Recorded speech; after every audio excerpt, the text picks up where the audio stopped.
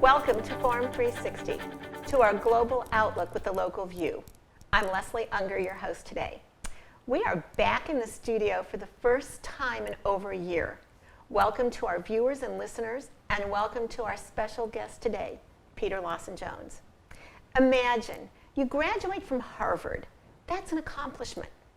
Then you go to Harvard Law School and graduate. That's another accomplishment. You work your way up the ranks and become a partner in a law firm. That's an accomplishment. You get elected countywide. Another accomplishment. Then you walk away and follow the career your heart leads you to follow. Join us today for not only Peter's story, but what all of us can learn about when and how to make our own professional choices and our own path.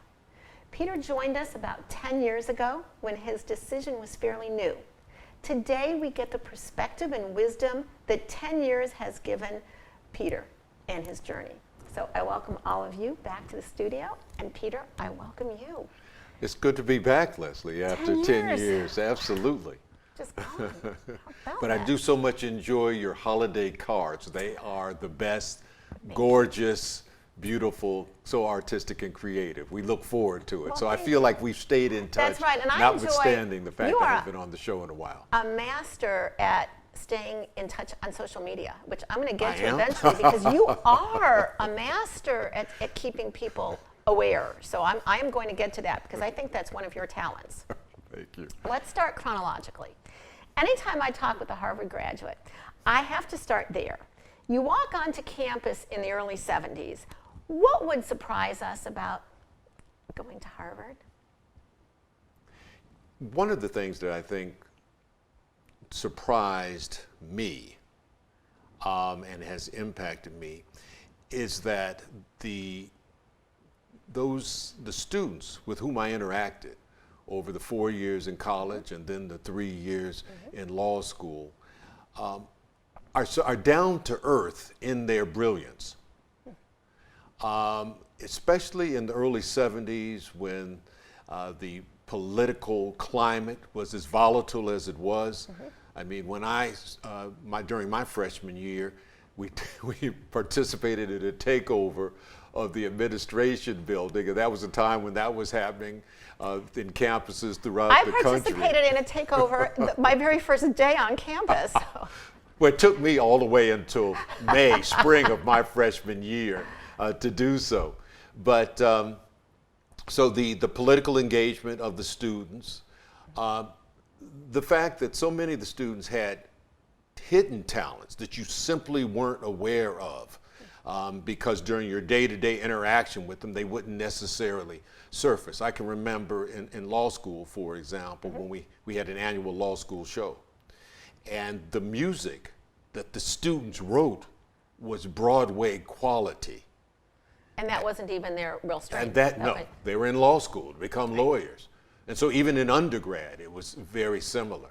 And what was great about Harvard were the number of activities, extracurricular activities in which you could engage, and so you could become as rounded a person, as rounded a human being as possible. Well, now, you mentioned law school. So you're a senior at Harvard and you want to go to law school. You had a lot of options. You could stay at Harvard. You can go to Yale. You can go to Stanford, Columbia.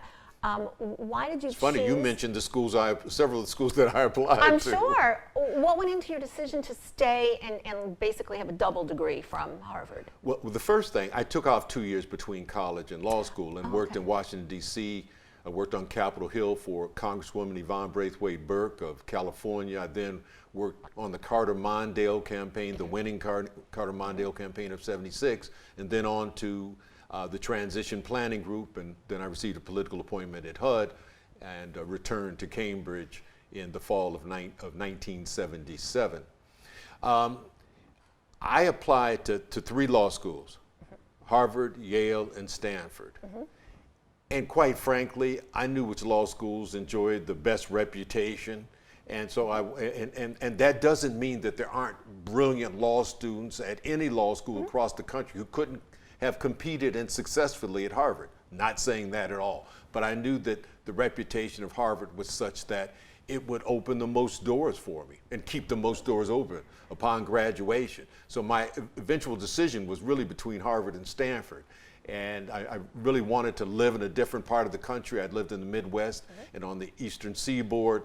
And I managed to work in California between my first and second years and second and third years in law school. So I did get a chance to experience California when I was a youngster. Well, let me ask you, because you mentioned, the doors that would open. So right now, sitting on the Supreme Court, every Supreme Court justice is either a Yale or Harvard Law School graduate.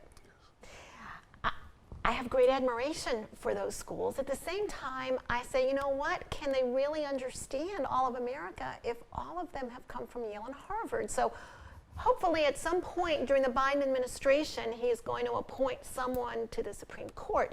How do you, as a Harvard Law School graduate, how would you advise Biden? Would you advise him to keep the tradition of an Ivy League or not? Well, Biden is already off to a great start when it comes to judges that he's nominated for the Federal District Court and the Circuit Court of Appeals. And a number of those nominees have different legal and educational backgrounds than those who are typically appointed by Republican and Democratic presidents to those various courts. So I think he's already off to a good start. I think he understands the fact that that kind of diversity in terms of we think of diversity in terms of race and gender and religion, but also that diversity in terms of experience, educational background, culture. That makes a difference as well. And we're always better off if our judiciary, those who sit in judgment of laws and those who sit in judgment of us, have well-rounded experiences. I've often been the only African American in a room. And I know that my perspective has been valuable in shaping outcomes and decisions that were made by that panel or tribunal of which I was a part. So it's always important to have diversity in a multifaceted way and not just in a limited fashion. If I interviewed a 24 or a 26-year-old Peter Lawson Jones, what would he have said he was going to do with his career? If you had asked me when I was 24, my intention was to become an entertainment lawyer, because that way I thought I could merge a couple of my interest in law with my interest in the performing arts. And then at 26, upon graduation from law school, my intention was to move to New York, to devote half my time to acting and writing and the other half to the practice of law. I actually turned down offers I had from large law firms in Los Angeles and in Cleveland upon graduation. And I had found a job with a small kind of boutique law firm in New York. And my intention was to go there and serve a too demanding God simultaneously, that of the performing arts and that of the law. Oh, what happened?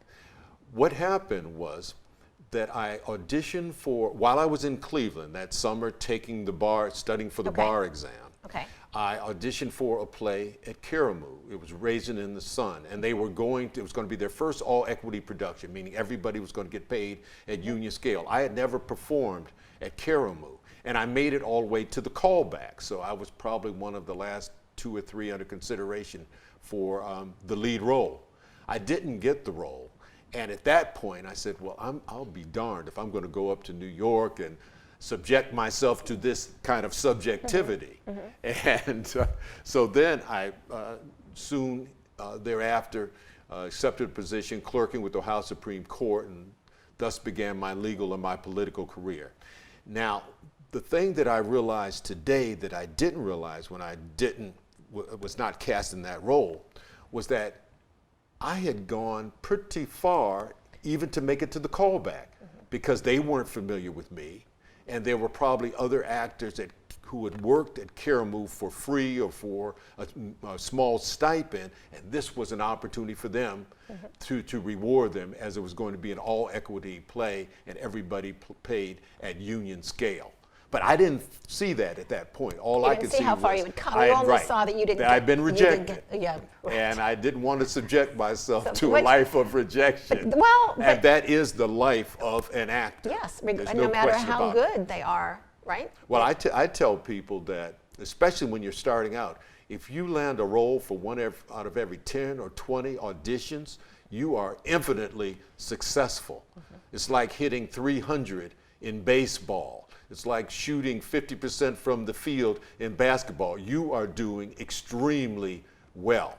And because it is so subjective. Yes. Yes. And when you don't get a role, it doesn't mean you didn't have the talent. It could be there's a host of reasons why you didn't get the role that have nothing to do with either your audition or your innate acting ability. And that's just how it is. But I couldn't understand that then. Now, you decide to stay in Cleveland, and then what prompted you to first run for office? If you had asked me when I was 10 years old what I wanted to do, I'd have told you I wanted to be a professional baseball player. My dad played in the Negro Baseball Leagues and was actually offered a contract with Salt Lake City, AAA, one level below the major leagues in the 40s before Jackie Robinson. Wow. He very well could have become, had he determined that it made sense to accept that offer. He didn't see a future in baseball at the time, which many people understand. African American men obviously didn't see much of a future in Major League Baseball for them, unfortunately and tragically, at that time. So I would have told you I wanted to play professional baseball, I wanted to become an actor, and I wanted to get involved in politics. So I knew from a very early age where my interests lie, where my passions lie. So it was not at all shocking that I would run for a political office. And as a matter of fact, I'm sure that in the back of my mind, even when I went to law school, I knew that being a lawyer would better position me to run for public office. You look to see who's in Congress. That's the dominant profession is lawyers. Maybe even a majority in the Senate are lawyers. Okay, but you decide not to go down the route of acting because of rejection, but then once you run for elected office, it might not be as much rejection, but there has to be a lot of rejection. Well, here's the truth. I think I lost 2 elections during the course of my career, and I probably was on the ballot 12, 14, 15 times. I always felt I had much more control over the result during a campaign than I have as an actor. Because I always felt as long as I did, as long as I worked hard, as long as I understood the issues, as long as I was prepared, as long as I was extremely industrious and outworked my opponents, my chances of winning were far better than 50%. But then I have to ask you, I once heard Sherrod Brown say that the presidential bug, if someone has a presidential bug, the only cure is embalming fluid. Okay. Now, you were in office, you were a county commissioner for Cuyahoga County. That's a pretty big office, and yet you walked away. You don't see very many people walk away from a successful political career. The reason I was able to do that successfully and without any regret is a function of a number of factors. The first thing, I always understood that whatever political title I held it but for a moment. That I was in all likelihood not going to die being a county commissioner or when I was a state representative or a councilman, vice mayor in Shaker Heights. So I understood that. And there are always Which is something a little different than some people understand. Trust me, I know many men and women who, if they aren't in political office, if they aren't holding a political title, they're at a tremendous loss. They've lost their sense of self as a consequence. That never was the case for me. The other thing was that my family was always important. I enjoyed, helping my wife to raise our 3 children. Going to their events was always important. And then I had other passions. At that juncture, I played basketball 2 or 3 times a week. I had started acting again. So fortunately, I was able to transition into something that I was as passionate about as I at one point was about politics. And that's what made it easier for me to make that transition. So if I asked you about term limits in a one-word answer, should there be term limits to all elected office, what would you say? No. No. Okay, still up to the person. Absolutely. I believe in self-imposed term limits. And voters. And the voters, educated voters will take care of the problem of term limits. And the other thing is that if you are if you're self-aware and you recognize that you no longer have the same kind of drive when you're in a position, it's time to walk away.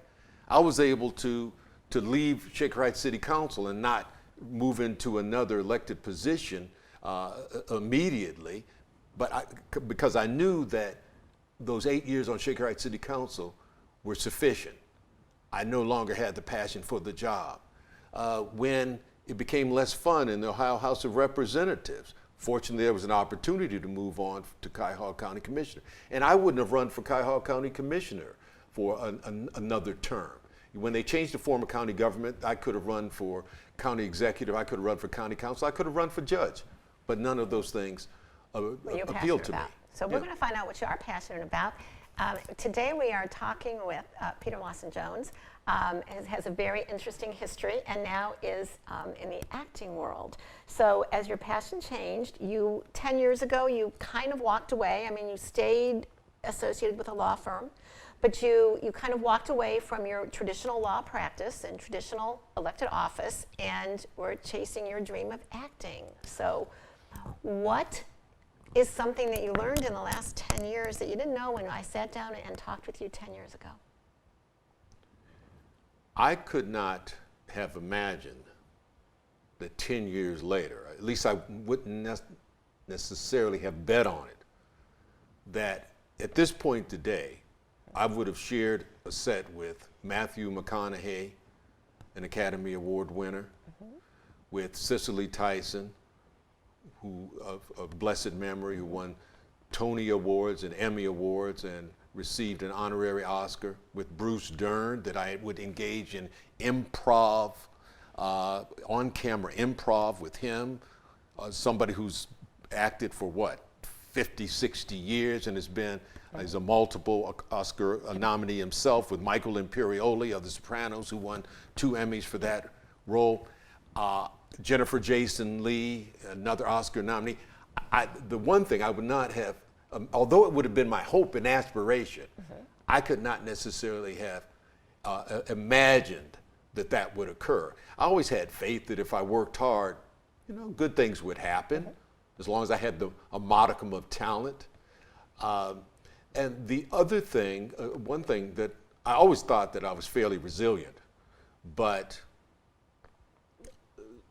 being able to accept the level of rejection that comes in acting, particularly when you're starting out, I found that I was even more resilient than I thought. And another thing that I learned is that I could cry on stage. I always feared that I could never reach that emotional state where shedding a tear would have been appropriate. And I've been able to do that in several projects. Now, what is something that has disappointed you in the last 10 years? I'm a glass half full kind of guy. Okay. I can't, there have been occasions in which I thought I turned in marvelous auditions and I made it to the final casting decision point, the final callback, and maybe even a second callback. There was a role in a film, Ides of March, with George Clooney. And not only did I make it to the callback, but then there was another callback. So it must have been between me and maybe the guy who ultimately got it. So there have been disappointments like that, roles that I wasn't cast in. But other than that, I really can't say that there's been anything that's been so frustrating that it made me rethink my decision. And the truth is, I still do practice law. I've been involved in some interesting legal transactions.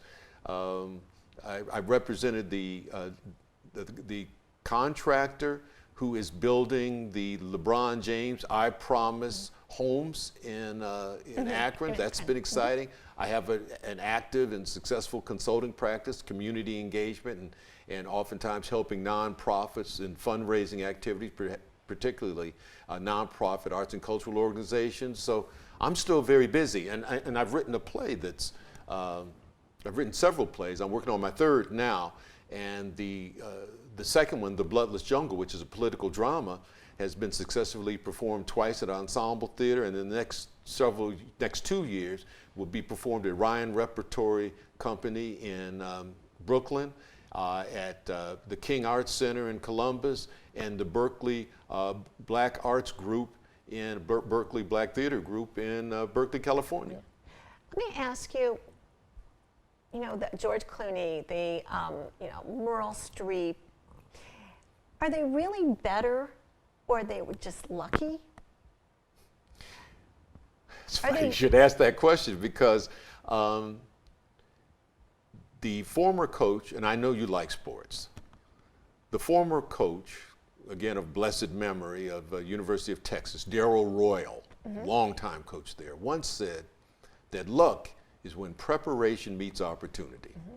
So yes, these actors have had early on opportunity, but they were prepared, and they were exceptional.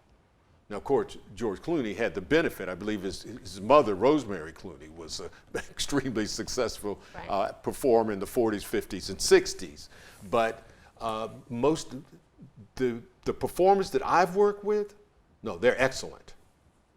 But they don't, and you don't have longevity if you aren't able to, if you don't have the skills, if you aren't able to still stay relevant as you age and the roles that are available change. when you're in the industry, is commercial success the way that you all judge it, or is it only the way that we judge it? Let me speak for myself.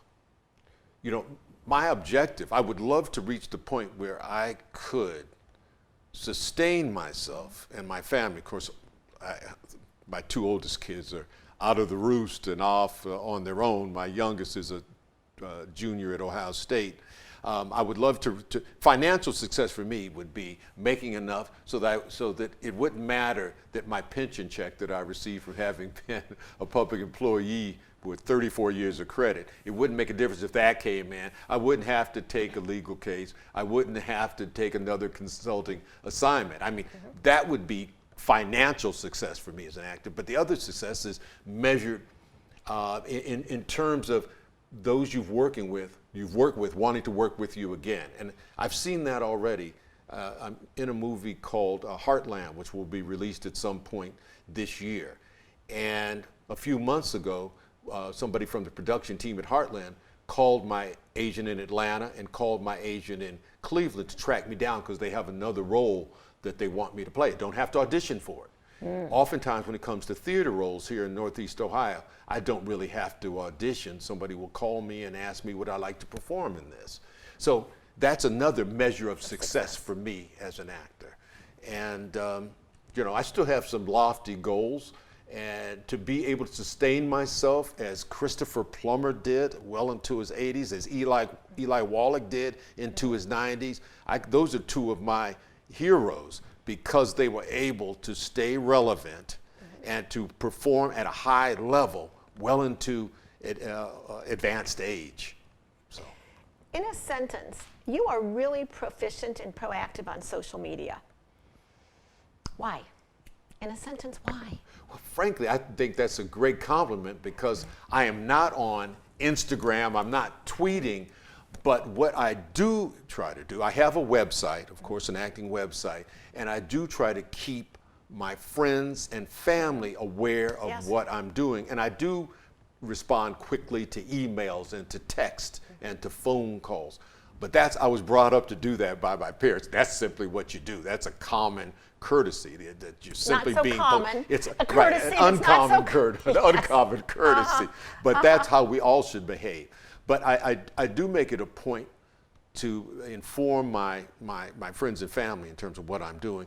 And also, one of the things I did recently when I was cast in Chicago Fire, I had some postcards made with my headshot, and I sent them out to a number of casting agents and to the agencies that represent me to let them know that I was about to guest star on a network TV show. I'm going to ask for one or two word answers to just a couple questions. Okay. I think that COVID is responsible for a million bad things, but name one good thing that has come out of COVID for you.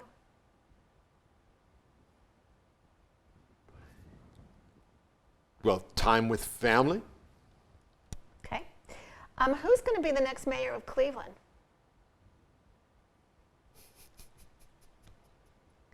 As yet undetermined. Best thing you've watched on Netflix, Amazon, or Hulu in the last 6 months? Ma Rainey's Black Bottom, Okay. Pieces of a Woman. Okay. And something that maybe would surprise a viewer that you love about Northeast Ohio? My last question. That would surprise. That is a great question. It sounds like it's the vibrant acting scenario in You've answered Northeast the Ohio. question. And in all honesty, that the arts and What? cultural amenities. Perfect. Our goal at Forum 360 is to bring you a global outlook with a local view. Selecting our career path, sticking to a profession, and being open to possibilities are challenges that are global and yet local.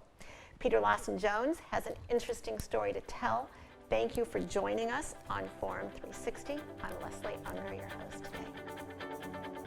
Forum 360 is brought to you by John S. and James L. Knight Foundation, the Akron Community Foundation, Hudson Community Television, the Rubber City Radio Group, Shaw Jewish Community Center of Akron, Blue Green, Electric Impulse Communications, and Forum 360 supporters.